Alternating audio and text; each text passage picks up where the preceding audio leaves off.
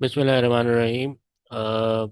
Federal budget 2025-2026 ने finance act 2025 के ज़रिए इनकम टैक्स ऑर्डिनेंस 2001 में एक प्रोविज़न ऐड की है, सेक्शन 21(s). इस प्रोविज़न को कंपनीज ने थोड़ा सा मिसअंडरस्टूड किया है, और कंपनीज जो हैं अपने डीलर्स और डिस्ट्रीब्यूटर्स को सर्कुलर्स इशू करके मना कर रही हैं कि वो 2 लाख या इससे ज़ायद की रकम, या 2 लाख से ज़ायद की रकम कैश डिपॉजिट ना करवाएं। और अगर वो ऐसा करेंगे तो इजाफी रकम पे 41% इजाफी टैक्स अदा करना होगा, या मजमूई रकम पे 20.5% इजाफी टैक्स अदा करना होगा। तो इस तरह से जो है कंपनीज अपने डीलर्स और डिस्ट्रीब्यूटर्स को 2 लाख से जायद की रकम कैश की फॉर्म में डिपॉजिट करने से मना कर रही हैं, और ये कह रही हैं कि अगर 2 लाख से जायद की रकम कैश की फॉर्म में डिपॉजिट करवाई जाएंगी कंपनीज अकाउंट में, तो उसकी रसीद जो है वो कबूल नहीं की जाएगी, और डिपॉजिट को जो है वो 79.5% असल रकम का 79.5% तस्वुर किया जाएगा, और मजमूई रकम पे 20.5% टैक्स जो है वो वसूल किया जाएगा। तो हम देखते हैं कि सेक्शन 21(s) असल में है क्या। सेक्शन 21(s) ये कहता है कि अगर कोई टैक्स पेयर जो है वो किसी सिंगल इनवॉइस के अगेंस्ट 2 लाख से जायद की रकम वसूल करता है, तो इस उस इनवॉइस से रिलेटेड जो बिजनेस एक्सपेंसेस होंगे वो 50% डिसअलाउ हो जाएंगे। यानी अगर मैं कोई बिज़नेस कर रहा हूँ और मैं एक इनवॉइस इशू करता हूँ 6 लाख की,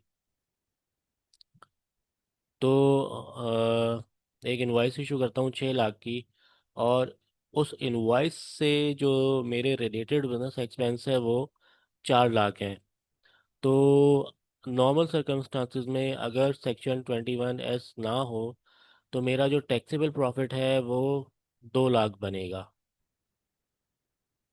ठीक है। तो यहाँ बात जो हो रही है वो हो रही है कारोबारी अफराद की, या कारोबारी टैक्स पेयर की। वो टैक्स पेयर इंडिविजुअल भी हो सकता है, फर्म भी हो सकता है, एसोसिएशन ऑफ पर्सन भी हो सकता है, और कंपनी भी हो सकता है, जो कि सिंगल इनवॉइस के अगेंस्ट 2 लाख से जायद की रकम वसूल कर रहा है कैश में। ठीक है। तो अगर मैं 6 लाख की इनवॉइस इशू करता हूँ और उस इनवॉइस से रिलेटेड मेरे 4 लाख के एक्सपेंसेस होते हैं, तो अंडर नॉर्मल सर्कमस्टांसिस मेरा जो टैक्सेबल प्रॉफिट होगा वो 2 लाख होगा। लेकिन अगर सेक्शन 21(s) को देखा जाए, तो अगर मैं 6 लाख की इनवॉइस करता हूँ और मेरे रिलेटेड उस इनवॉइस से रिलेटेड बिजनेस एक्सपेंस 4 लाख हैं, तो सेक्शन 21(s) जो है 2 लाख की रकम, 4 लाख में से 2 लाख के एक्सपेंसेस को डिसअलाउ कर देगा, 50% एक्सपेंसेस को डिसअलाउ कर देगा। और यही 50% एक्सपेंस जो मुझे सेक्शन 21(s) ने डिसअलाउ किए हैं, वो मेरे एडमिसिबल एक्सपेंसेस को कम करके मेरे टैक्सेबल प्रॉफिट को बढ़ा देंगे, और इस तरह मेरा, क्योंकि टैक्सेबल प्रॉफिट बढ़ जाएगा, तो मेरी मेरी टैक्स लाइबिलिटी भी अल्टीमेटली बढ़ जाएगी। तो सेक्शन 21(s) का इम्पैक्ट ये है कि सेक्शन 21(s) जो है मेरे सिंगल कैश इनवॉइस अगर 6 लाख की है, तो उससे रिलेटेड जो एक्सपेंस है वो 50% एक्सपेंस को डिसअलाउ करके वो मेरे टैक्सेबल प्रॉफिट में इंक्लूड कर देगा, जिससे मेरे अलाउ एडमिसिबल एक्सपेंसेस कम हो जाएंगे और मेरा टैक्सेबल प्रॉफिट बढ़ जाएगा। और मेरा टैक्सेबल प्रॉफिट बढ़ जाएगा तो अल्टीमेटली मेरा टैक्स भी बढ़ जाएगा, और इजाफी रकम पे मुझे 41% टैक्स देना पड़ेगा।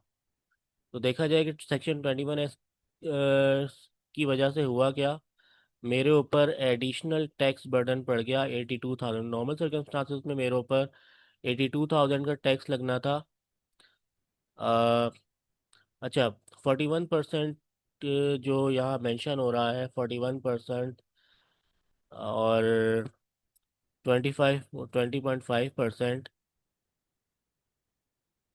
तो ये इफ़ेक्टिव टैक्स है जो कि नॉर्मली बिजनेस पे अप्लाई होता है। और ये इफ़ेक्टिव टैक्स आया किस तरह से है? कंपनीज को अगर देखा जाए तो कंपनीज के प्रॉफिट पे जो बिजनेस इनकम पे टैक्स लगता है वो 29% है, जो कि कॉर्पोरेट टैक्स है। सुपर टैक्स जो है वो 10% लगता है, और WWF में भी कंपनी को 2% देना पड़ता है।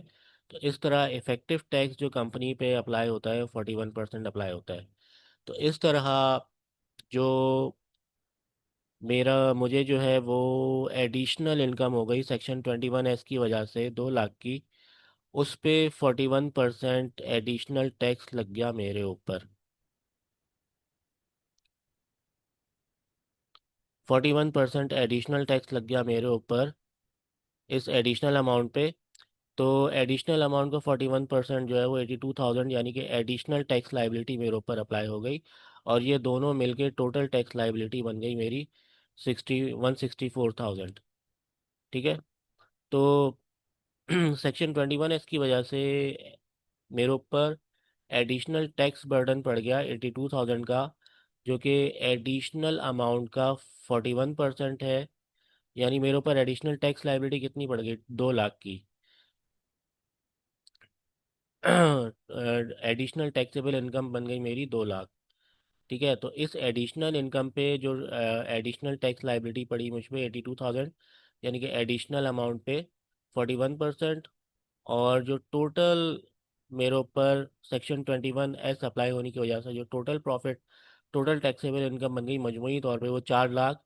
उस टोटल टैक्सेबल इनकम का 20.5% जो है मेरे ऊपर एडिशनल बर्डन आ गया टैक्स लाइबिलिटी में। तो इसी चीज़ को देखते हुए कंपनीज ने जो है ये कहा कि अगर 2 लाख से ज़ायद की रकम अगर कैश की फॉर्म में कंपनीज के अकाउंट में जमा करवाई जाएगी, तो एडिशनल अमाउंट पे 41% का इजाफी टैक्स अदा करना होगा, या मजमूई अमाउंट का 20.5% टैक्स अदा करना होगा। अगर कोई बंदा जो है वो अदर देन बैंक या डिजिटल चैनल के, यानी कि कैश की फॉर्म में अगर कंपनीज के अकाउंट में 2 लाख से ज़ायद की रकम जमा कराता है, तो उसे इतना टैक्स, इजाफी टैक्स देना पड़ेगा। यानी इजाफी अमाउंट का 41% या मजमूई अमाउंट का 20.5% टैक्स देना पड़ेगा।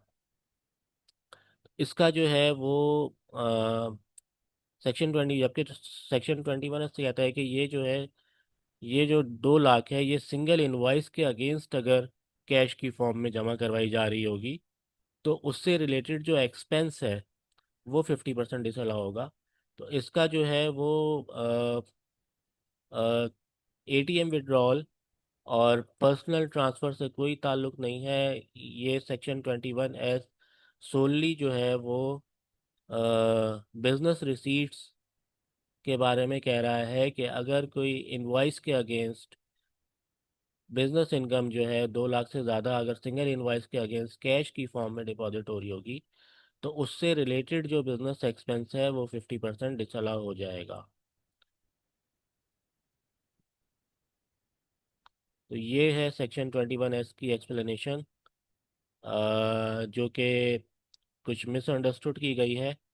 और इस तरह से नोटिफिकेशन जो है वो कंपनीज इशू कर रही हैं अपने डीलर्स और डिस्ट्रीब्यूटर्स को।